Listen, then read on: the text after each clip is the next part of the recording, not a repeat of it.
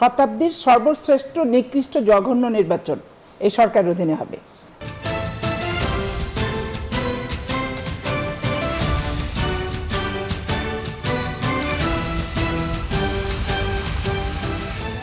স্বাগত জানাচ্ছি Madhumati bank PLC নতুন বাংলাদেশ আয়োজনে। আপনাদের সবার সাথে আছি আমি জান্নাতুল সাদিয়া। আজকে আমাদের আলোচনার বিষয় তফসিল প্রশাসন নির্বাচন। এ নিয়ে আলোচনার জন্য তিনজন সম্মানিত অতিথি আছেন আমাদের সঙ্গে। আছেন অ্যাডভোকেট সৈয়দা আসিফা আশরাফি পাপিয়া, কেন্দ্রীয় সহ সম্পাদক ও সাবেক সংসদ সদস্য বিএনপি। আছেন মনিরা শারমিন, যুগ্ম আহ্বায়ক এনসিপি। আরও আছেন ডাক্তার মনীষা চক্রবর্তী, কেন্দ্রীয় কমিটির সদস্য বাসদ। আপনাদের তিনজনকেই স্বাগত জানাচ্ছি আমাদের অনুষ্ঠানে। আমি শুরুটা করতে চাই অ্যাডভোকেট আশরাফি পাপিয়া আপনাকে দিয়েই। আগামী নির্বাচন নিয়ে বারবারই সরকারের পক্ষ থেকে বলা হচ্ছে যে এ যাবৎকালের সবচেয়ে ভালো নির্বাচন হবে, শতাব্দীর সবচেয়ে ভালো নির্বাচন হবে। যেমন আজকেও প্রধান উপদেষ্টা বললেন যে আগামী নির্বাচনে ঐতিহাসিক ভূমিকা পালনে সশস্ত্র বাহিনীর প্রতি তিনি আহ্বানও জানিয়েছেন। সব মিলিয়ে বলা যায় সরকারের পক্ষ থেকে বারবার বলা হচ্ছে ফেব্রুয়ারিতে একটি সুষ্ঠু নিরপেক্ষ ভোট হবে। কিন্তু আপনাদের দলের স্থায়ী কমিটির সদস্য সালাহ উদ্দিন আহমদ যেমন বললেন যে ভোট পেছাতে কয়েকটি দল ষড়যন্ত্র করছে। এছাড়াও বিএনপির পক্ষ থেকে বিভিন্ন সময় আমরা শুনতে পাচ্ছি যে ভোট যথাসময়ে হবে না। একটু জানতে চাই ভোট নিয়ে আপনাদের ঠিক কি ধরনের শঙ্কা আছে এবং ভোট কারা পেছাতে চাইছে, তাদের লাভটা কোথায়? আচ্ছা, এখানে আমি দলীয় মুখপাত্র হিসেবে বলবো না, আমি রাষ্ট্রের নাগরিক হিসেবে আমার ব্যক্তিগত মতামত আমি জানাবো। এখানে আপনি যেটা বললেন যে শতাব্দীর শ্রেষ্ঠ নির্বাচন করবে, শতাব্দীর সর্বশ্রেষ্ঠ নিকৃষ্ট জঘন্য নির্বাচন এই সরকারের অধীনে হবে। তার কারণ হচ্ছে এদের প্রথম নির্বাচন যেটা করছে ছাত্র মানে ওই হল সংসদগুলোতে, সেইখানে যে পরিমাণ এই খিলক্ষেত আর নীলক্ষেত আর অমুক জায়গা থেকে ব্যালট পেপার ছাপানো এবং শিক্ষক থেকে শুরু করে উপাচার্য পর্যন্ত যেভাবে জড়িত, তো এদের আমার কথা হচ্ছে জিতবে ছাত্র শিবির। যেহেতু ছাত্র শিবির 15 বছর আওয়ামী লীগের লেশে ঘাসেই ছিল, ক্যাম্পাস থেকে তারা বাইরে ছিল না, আর অন্যান্য সব সংগঠনই ক্যাম্পাসে থাকতেই পারেনি স্বাভাবিক কারণে। কিন্তু জেতার মানের ধরনের জিতবে যেটা কনফার্ম, তো সেটাকে এত লেশ ঘেস ব্যালট পেপার থেকে ছাপা থেকে সব কিছুর ভিতরে, তারপরে একবারে ভোটের সময় যে কিছু কিছু ব্যাপার থাকে যে প্রলোভন দেখিয়ে ভোট নেওয়াটা অনুচিত। তো তফসিলও দিচ্ছে, প্রলোভনও দিচ্ছে, খাবার উন্নয়ন প্রলোভন, আর তারপরে আপনার পানি বিশুদ্ধকরণ, এগুলো তো নির্বাচনকে প্রভাবিত করে মানুষকে লোভী করে তোলে। তাহলে ছাত্র সমাজের চারিত্রিক গঠনের যে বিষয়টা, তো সেখানে তো একটা নির্লোভ ছাত্র সংগঠন হবে, যার কারণে ছাত্রছাত্রী তৈরি হবে, যার কারণে তারা দেশ, গণতন্ত্র, সার্বভৌমত্বের জন্য জীবন বলিদান করতে পারবে। তো সেখানে সব কিছু মিলায় মিশায় এই সরকার ছাত্র সংসদ নির্বাচন যা উপহার দিছে, এদের দ্বারা একবারে স্মরণকালের শতাব্দীর শ্রেষ্ঠ নিরপেক্ষ নির্বাচন হবে, এইটা আমি একটা নাগরিক হিসেবে আস্থা আনতে পারছি না, বিশ্বাসও করতে পারছি না। আর প্রশাসনের যেটা ব্যাপার, অলরেডি জামাতে ইসলাম তাদের কারা কারা করে, ডিসি এবং এসপি, ইউনো, ওসি, তারা লিস্টেড, অন্যান্য সংগঠন লিস্টেড না।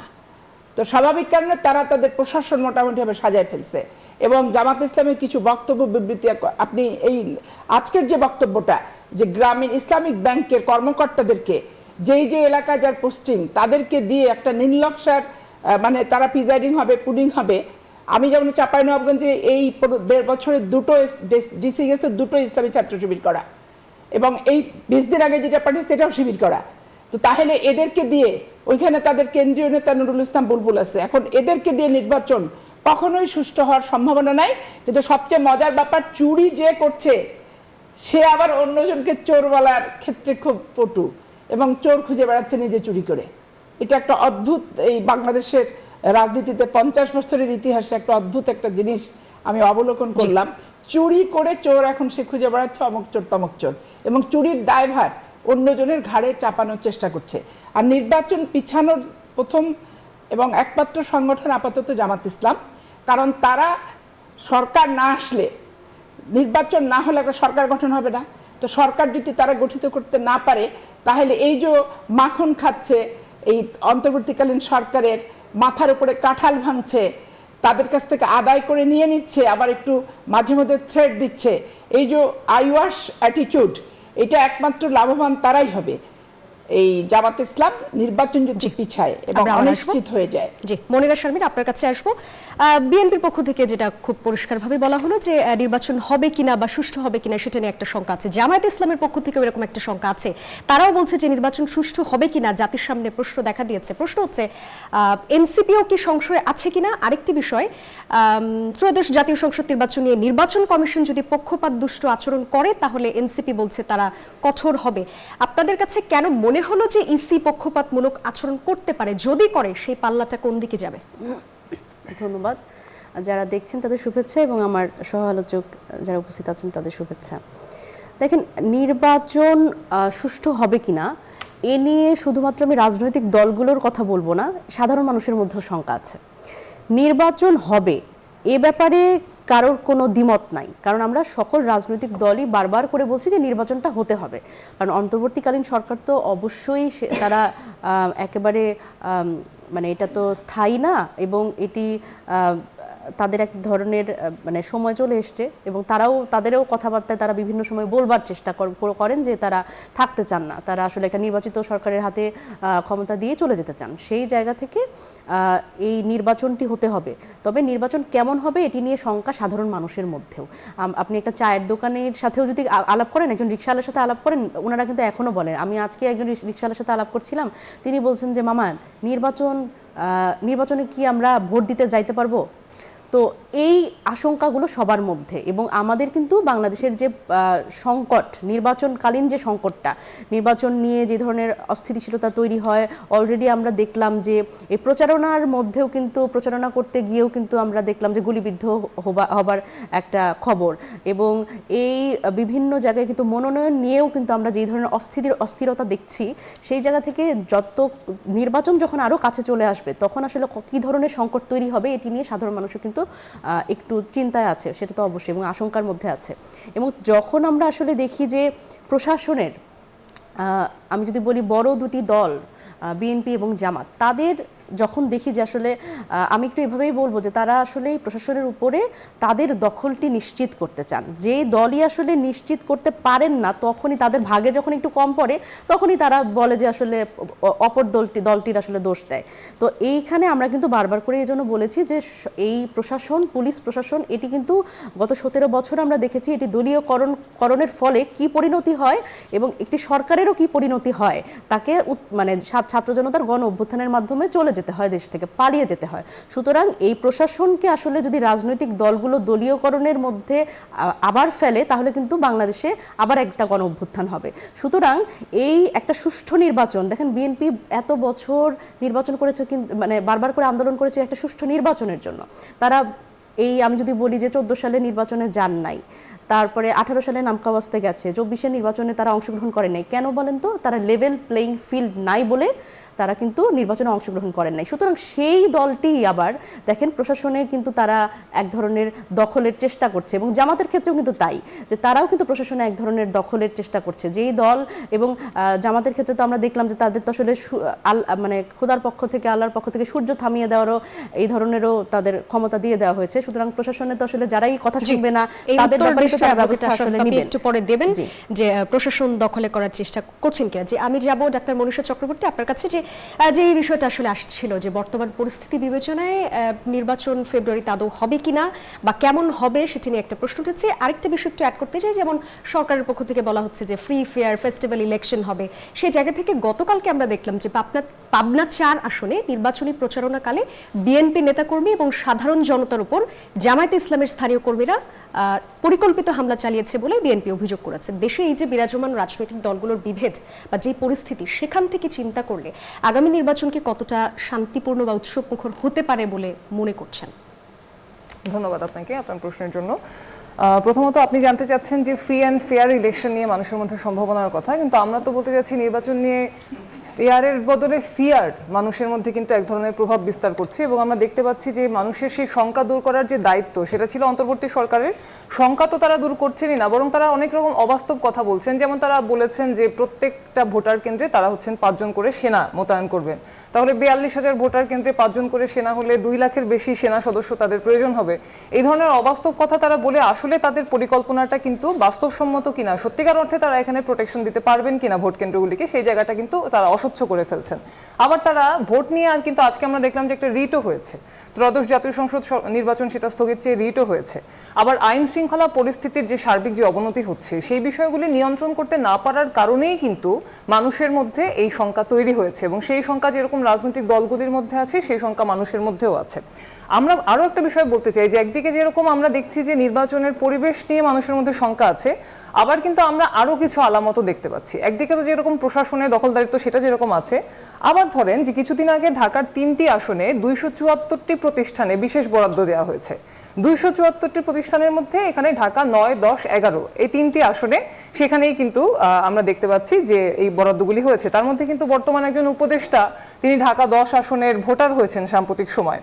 আমরা বাম গণতান্ত্রিক জোট থেকে দাবি করেছিলাম যে উপদেষ্টা যদি কেউ পদত্যাগ করেন বা সরকারের সুবিধাভোগী কেউ থাকেন 3 বছরের মধ্যে তাদের নির্বাচন করতে পারা উচিত নয়, কারণ তিনি একদিকে সরকারি অর্থ ব্যয় করে বা বরাদ্দ নিয়ে বিশেষভাবে একটা সুবিধা ভোগ করবেন, আবার পরবর্তীতে নির্বাচনে সেটাকে ব্যবহার করবেন, সেটারও কিন্তু আমরা বিরোধিতা করেছি। ফলে এই আলামতগুলির সম্ভাবনাও কিন্তু আমরা নির্বাচনে দেখতে পাচ্ছি। কুমিল্লায় আপনারা জানেন 353 কোটি টাকা বরাদ্দ হয়েছে সেখানে। ফলে এই যে এক ধরনের নির্বাচনকে ব্যবহার করার নানান রকম উদ্দেশ্যও কিন্তু এখানে আছে। আবার এখানে ধরেন যে বৈষম্য বিরোধী আন্দোলনের মধ্য থেকে আমরা কি চেয়েছি? আমরা চেয়েছি নির্বাচনের মধ্য দিয়ে যেন আরেকজন সালমান এফ রহমান তৈরি না হয়, নির্বাচন যেন ব্যবসায়ীদের হাতিয়ার না হয়ে যায়, সেটা আমরা চেয়েছি। কিন্তু আমরা দেখছি যে নির্বাচন কমিশন কি প্রস্তাব করলো, তারা জামানত বাড়ানোর প্রস্তাব করলো। 20,000 টাকার জামানত বাড়িয়ে তারা 50,000 টাকার জামানত করার প্রস্তাব করেছে। তারা বলেছে ভোটার প্রতি 10 টাকা খরচ করতে হবে। আমরা তো বামপন্থীরা মনে করি ভোটাররা বরং হচ্ছে ভোট করতে প্রার্থীকে টাকা দেওয়া দরকার, কারণ হচ্ছে যে প্রার্থী কেন ইনভেস্ট করবে, নির্বাচন কেন ব্যবসা হবে? আমরা কি আবার সংসদকে একটা প্রার্থী তখন পরবর্তীতে সেই টাকা আবার তুলতেও চাই। অবশ্যই, কারণ এটা তো আমি জনগণের হয়ে নির্বাচন করছি, জনগণ আমাকে পাঠাবেন সংসদে, কিন্তু আমি যদি জনগণকে আমার ভোটের একজন মানে কাস্টমার বানিয়ে ফেলি, আমি কিন্তু তার কাছে দায়বদ্ধ থাকবো না। আমরা একটা বিরতি নিয়ে আসি। দর্শক দেখছেন মধুমতি ব্যাংক পিএলসি নতুন বাংলাদেশ। একটা বিরতি নিয়ে ফিরছি আবার।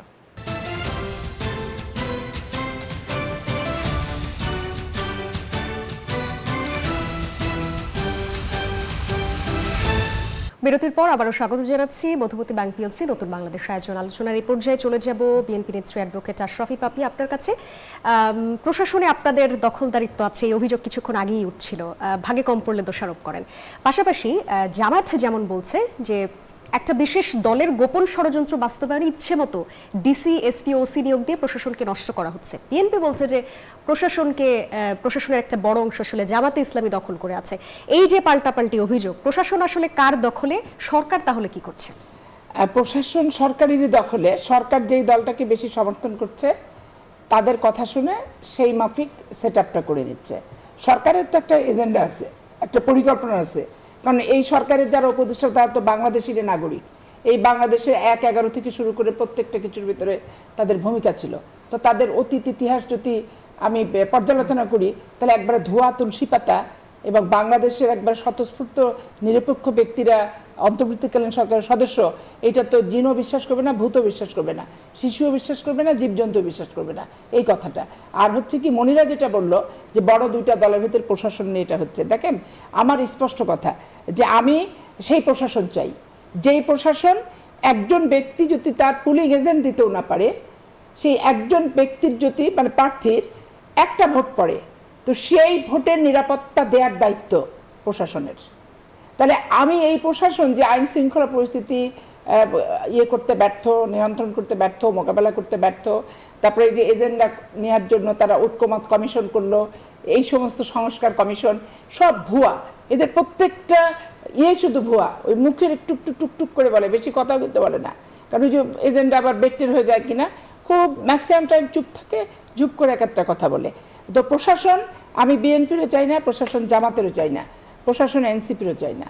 প্রশাসন হতে হবে সেই প্রশাসন যেই প্রশাসন একজন দুর্বল প্রার্থীরও যদি একটা ভোটার থাকে, এজেন্ট দিতেও না পারে, সেই ভোটারের নিরাপত্তা দরকার, এবং যে ভোটটা সে দেবে সেই ভোটটা যথার্থভাবে গণতি করে প্রকাশ করাটাই হচ্ছে প্রকৃত নিরপেক্ষ প্রশাসন, নির্বাচন কমিশন, সরকারের দায়িত্ব। সরকার শুধু বল নিয়ে এই দলের প্রশাসন সেই দলের প্রশাসন, তাকে লটারির কথা বলছে, লটারির আগেই চাঁপাইনবাবগঞ্জে ডিসি শিবিরকে দিয়ে দিছে। তো কি লটারি গেলে হলো? লটারি কারা কারা করছে? তাড়াতাড়ি করছে। লটারি করছে কি করছে না চোখে দেখছে কে? এটা বলেন আপনি, চোখে তো কেউ দেখে নাই। নির্বাচন কমিশন আরপিওর পরিবর্তন করছে। নির্বাচন করে কারা? রাজনৈতিক সংগঠন করে। তো রাজনৈতিক সংগঠনের যদি আচরণবিধি আরপিওর কোনো কিছু প্রতীক নিয়ে যে ঘটনাটা, তো প্রতীক করতে রাজনৈতিক সংগঠনের সাথে বসতে হবে, আলোচনা করতে হবে, মতামত নিতে হবে।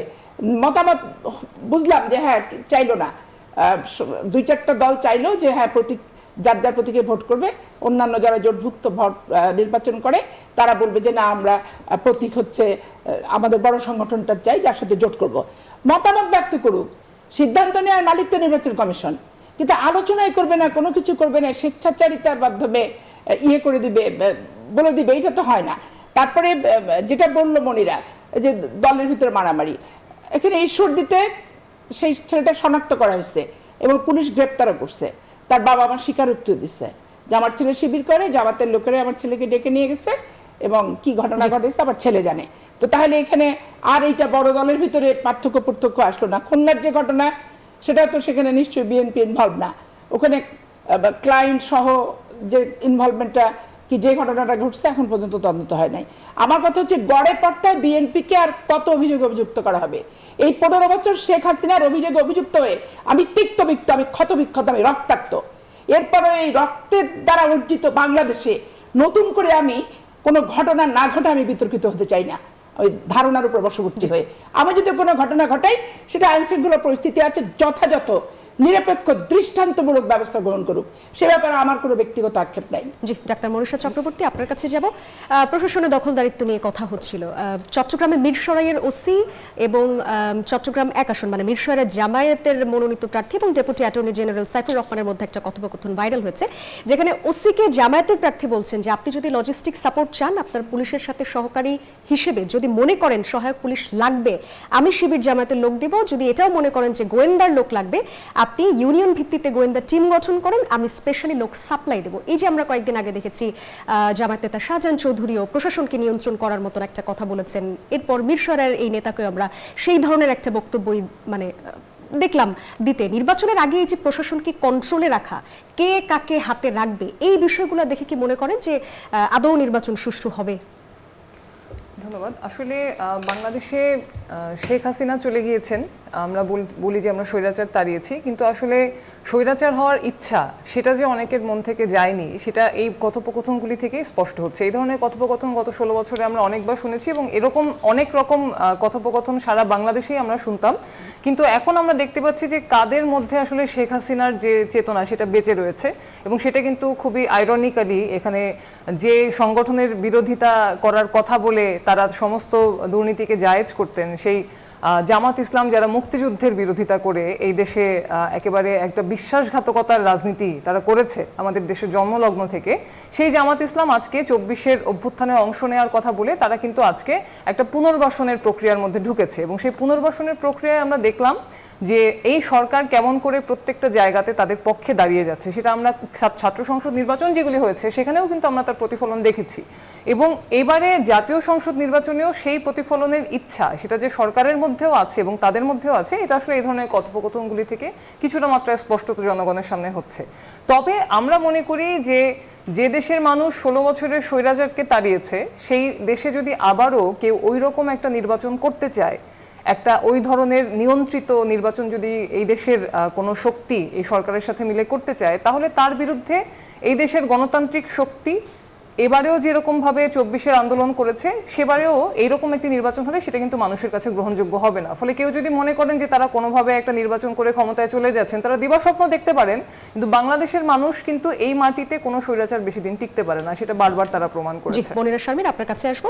দেশের বিদ্যমান রাজনৈতিক পরিস্থিতি বিবেচনা করে এবং সব দলের প্রস্তুতির জন্য ভালো হয় এমন সময়ে তফসিল ঘোষণা করতে ইসিকে আপনাদের আহ্বায়ক নাহিদ ইসলাম তিনি আহ্বান জানিয়েছেন।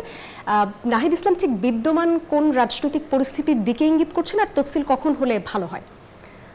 দেখেন, নির্বাচন কমিশনের পক্ষ থেকে যে সময়টার কথা বলা হচ্ছে আমরা কিন্তু সেই সময়ের প্রতি সবসময় আস্থাশীল ছিলাম এবং বিদ্যমান পরিস্থিতির কথা যেটা বলছেন যে অলরেডি সেটা আলোচনায় উঠে এসছে যে যেই পরিস্থিতির মধ্যে দিয়ে আমরা যাচ্ছি, আমাদের আসলে রাজনৈতিক দলগুলোর মধ্যে যে ঐক্য সেটাও কিন্তু অনেকাংশে ভেঙে গেছে এবং আমরা এই জায়গাতে আমি যদি বলি যে একদল ধর্ম নিয়ে এক ধরনের ব্যবসা করছে এবং আরেক দল মুক্তিযুদ্ধ নিয়ে ব্যবসা করছে, সুতরাং আমরা এনসিপি কোনো কিছু নিয়ে ব্যবসা করছে না, এনসিপি কোনো কিছু নিয়ে ব্যবসা করতে চায় না এবং তারা চায় কিন্তু যে অনেকে এই বলছে ব্যবসাগুলো বন্ধ হোক। আপনারা ঠিক এই মন্তব্যের জন্য অনেকে বলছে আপনারা জুলাই নিয়ে কার্ড খেলেন। জুলাই কার্ড আমি যদি বলি যে আমাদের পক্ষ থেকে, এনসিপির পক্ষ থেকে, বা আমি যদি বলি আমাদের আহ্বায়ক বা কোনো একজন সদস্য, কেউ কখনোই জুলাইয়ের একক স্টেক হোল্ডার এনসিপিকে দাবি করে না, কেউ না।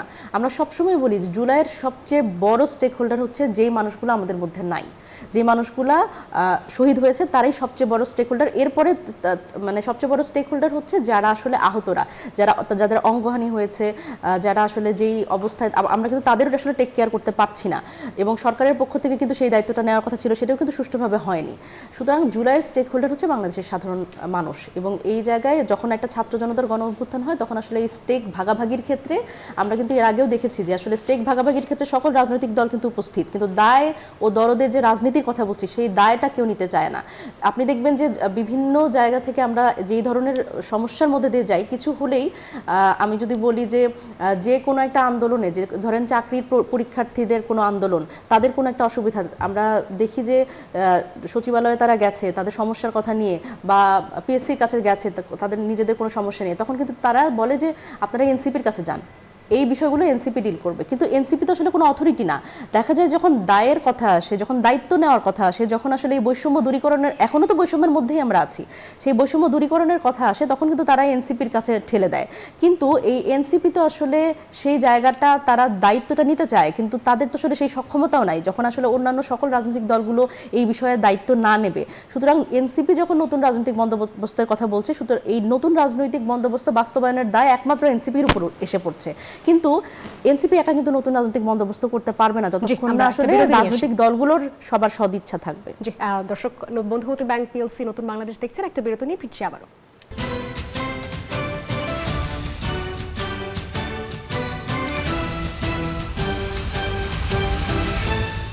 বিরতির পর আবারও স্বাগত জানাচ্ছি মধ্যবর্তী ব্যাংক পিএলসি নতুন বাংলাদেশ আয়োজনে। চলে যাব অ্যাডভোকেট আশরাফি পাপি আপনার কাছে।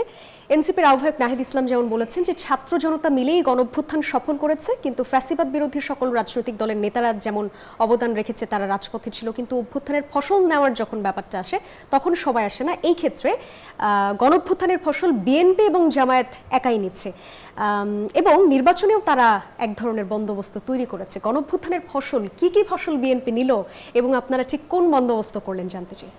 এখানে হচ্ছে কি যে গণ অভ্যুত্থানের ফসল এটা হচ্ছে সাধারণ মানুষের ঘরে যাক, এটা আমি চাই সাধারণ মানুষ সুফল পাক। তাহলে সাধারণ মানুষ কিসে সুফল পাবে? একটা নিরপেক্ষ, নির্দলীয় এবং আস্থাবহ এবং শান্তিপূর্ণ নির্বাচন। দ্বিতীয়ত কি দ্রব্যমূল্যটা তাদের নিয়ন্ত্রণ। তৃতীয়টা কি আইন শৃঙ্খলা পরিস্থিতিটা স্বাভাবিক থাকতে হবে, অনিয়ন্ত্রিত আইন শৃঙ্খলা পরিস্থিতি থাকা যাবে না যেটাতে সাধারণ মানুষ ক্ষতিগ্রস্ত হয়। তাহলে আজকে এই জুলাই যোদ্ধা বলেন আর জুলাই আগস্টের অভ্যুত্থানের ফসল, এটা কারোর ব্যক্তিগত প্রপার্টি না, এটা চোখে দেখাও না, হাতে হাতে আবার হ্যান্ড ওভার করারও বিষয় কিন্তু না, এটা উপলব্ধি করার বিষয়, পরিকল্পনা এবং পরিকল্পনা বাস্তবায়ন, এটা হচ্ছে বিষয়। তো এখন সেই ইয়েটা আসে নাই, সেই সময়টা যে ধরেন আপনি নির্বাচন করবেন, রাষ্ট্রীয় ক্ষমতায় যাবেন, বিরোধী দল থাকবেন, মানুষের জন্য তখন যে আইনগুলো করবেন, যেই আইনগুলোতে মানুষ লাভবান হবে, মানুষের জন্য আইন, দলের জন্য আইন না, নিজের জন্য আইন না, জনগণের জন্য আইন, যখন এটা করবেন তখন যদি না করেন তখন সেটা আপনি জুলাইয়ের যোদ্ধাদের রক্তের বিনিময়ে একটা নিরপেক্ষ নির্বাচনে আপনি ক্ষমতায় আসলেন কিন্তু জনগণের জন্য কিছু করলেন না, তখন হবে এই বক্তব্যটা নাহিদ ইসলামের প্রযোজ্য। এখন এই যেটা বলতেছি এটা জাস্ট রাজনৈতিক স্ট্যান্ডবাজি এবং বোঝানোর চেষ্টা করছে যে বেনিফিশিয়ারি হচ্ছে আমরা হচ্ছি, ওরা হচ্ছে না, দলকে ইন্ডিকেট করছে যে অমুক অমুক দল হচ্ছে না। এখন এইখানে একটা ব্যাপার দেখেন, এই যে মুক্তিযুদ্ধকে নিয়ে আমরা এখন ব্যবসা করছি, মনিরা যেটা বললো, মুক্তিযুদ্ধকে নিয়ে আমরা প্রসঙ্গে তুলি না, আমরা প্রসঙ্গ তুলি মুক্তিযুদ্ধের বিপক্ষে অবস্থানরত জামাত ইসলাম তৎকালীন সময় তাদের ভূমিকাটা কি এইটা আমরা বলি। এবং তারা যেহেতু ৭১ মুক্তিযুদ্ধে অংশগ্রহণ করেনি, সমস্ত কালিমাটা তোলার জন্য তারা এই জুলাই নিয়ে তারা প্রচণ্ড উৎসাহী।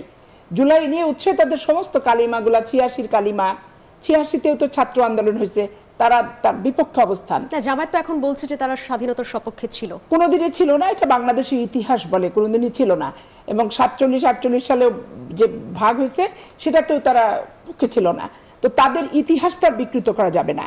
তো এখন এখানে জিয়াউর রহমান ফ্রিডম ফাইটার, মুক্তিযোদ্ধা, স্বাধীনতার ঘোষক, সেক্টর কমান্ডার, অত মুক্তিযুদ্ধকে নিয়ে আমার বেনিফিশিয়ারি হওয়ার কোনো, আমরা কেউ তুলিও না, এগুলো নিয়ে আমরা বলেও বেড়াই না যে জিয়াউর রহমান মুক্তিযোদ্ধা ছিল, জেড ফোর্সের নায়ক ছিল, অমুক ছিল, তমক ছিল, এগুলো বলি না কেন? কারণ যেটা চিরন্তন সত্য, যেটা ঐতিহাসিকভাবে সত্য, এটা আমার বলে বেনিফিট নেওয়ার তো কিছু নাই। আর আওয়ামী লীগকে বলতে হতো এই কারণে যে তারা মুক্তিযুদ্ধ কেউ করেনি, কেউ ভারত আর কেউ হচ্ছে পাকিস্তান। তো পাকিস্তানের জেলখানায় শেখ মুজিব সাহেব ছিলেন, আর ভারতের সমস্ত আওয়ামী লীগের নেতারা ছিল। আর ফ্রিডম বাংলাদেশের মুক্তিযুদ্ধে তাদের কেন্দ্রীয় নেতাদের কারোর সেরকম অবস্থান কি অংশগ্রহণটা ছিল না। স্বাভাবিক কারণে শেখ মুজিবকে স্বাধীনতার ঘোষক থেকে শুরু করে মুক্তিযুদ্ধের প্রাণ হিসেবে শুরু করে তাদের বয়ানের প্রয়োজন ছিল, কিন্তু বিএনপির সেই বয়ানের কোনো প্রকার প্রয়োজন নাই। ঐতিহাসিক সত্যকে আমি পণ্য বানাতে চাই না, প্রথমত। আর দ্বিতীয়ত আরেকটা যেটা বললো, জামাত ইসলাম ভোটারদেরকে প্রলুব্ধ করছে, নির্বাচন কমিশন নীরব। বিভিন্ন জায়গায় তারা সেলাই মেশিন দিচ্ছে, তারা কম্বল দিয়ে দিচ্ছে ভোটারদেরকে, এবং তারা রিক্সা চালকদেরকে প্রলুব্ধ করতেছে, রিক্সা দিচ্ছে, তাদেরকে ডিনার লাঞ্চ করাচ্ছে। তাহলে লাঞ্চ আর ডিনার এগুলো করেই যদি ভোট কেনা বেচা হয়, তাহলে এটা কি পুরাতন বন্দোবস্তর এইগুলোই তো ছিল। তাহলে নিরপেক্ষ ভোট কোথায়? তাহলে আল্লাহর সৎ লোকের শাসন চাই, আল্লাহর আইন চাই। তো এটা তো অসততা। একটা ভোটারকে প্রলুব্ধ করে, মিসগাইডেড করে, তাকে হচ্ছে বেহেশতের জান্নাতের টিকিটের কথা বলে, এবং আল্লাহ জিতাই দিবে এবার জামাত ইসলামকে, খোদ আল্লাহ নেবে এসছে, এই যে কথাগুলি। তাহলে 3বার যে ডাক্তার শফিক সাহেব 3টা নির্বাচনে পরাজিত হয়েছে, তাহলে আল্লাহ কি তখন নামেনি ওনার পক্ষে? আর আল্লাহ হঠাৎ করে নামবেই বা কেন? এটা কি দৃশ্যমান আল্লাহ নাবাদ দেখাটা আর না দেখাটা? এই যে ধর্মপ্রাণ মানুষকে প্রলুব্ধ। তারপর আরেকটা দেখেন, 2টা দল তো দেখছেন, এখন আমাদেরকে দেখেন। আরে তোমাদের দেখা কি আছে? তুমি তো একটা রিক্সাওয়ালার কাছে 10 টাকা ইয়ানতের পয়সা নাও, তোমার ইয়ানত, তোমার হাদিয়া তো বাংলা ভাষায় চাঁদা। তো তুমি চাঁদা তুলো না, বিশ্বব্যাপী তুমি হাদিয়ার ইয়ানত নিয়ে বেড়াচ্ছ, দিয়ে তুমি হাজার হাজার কোটি টাকার মালিক হইছো। লিল্লা বোর্ডিং এ থেকে খেয়ে মানুষ যারা, তাদের সম্পদের উৎসটা কোথায়, এটাও তদন্ত করা দরকার বাংলাদেশে। অনেক ধন্যবাদ। মনিরা শারমিন, আপনার কাছে আসবো।